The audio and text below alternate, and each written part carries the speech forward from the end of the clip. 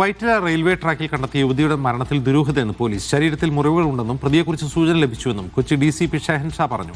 മരിച്ച യുവതിയെ തിരിച്ചറിഞ്ഞുവെന്നും പോലീസ് അറിയിച്ചു.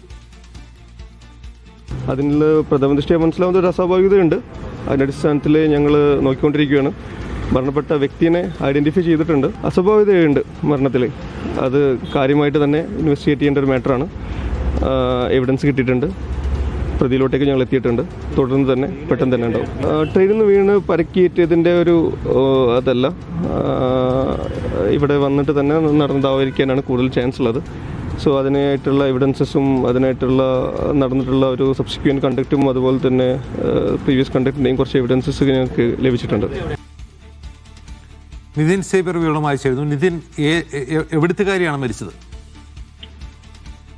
അജിംസ്, ഇന്ന് രാവിലെ 3 മണിയോടെയാണ് വൈറ്റില ഫ്ലൈ ഓവറിന് താഴെ റെയിൽവേ ട്രാക്കിന് സമീപത്ത് ഒരു യുവതിയുടെ മൃതദേഹം കാണുന്നത്.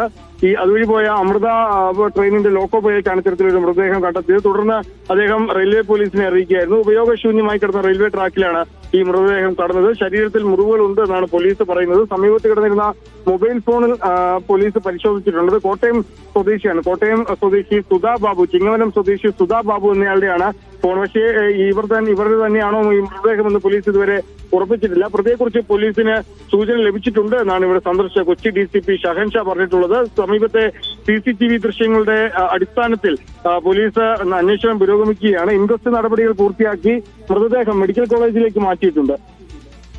ശരി.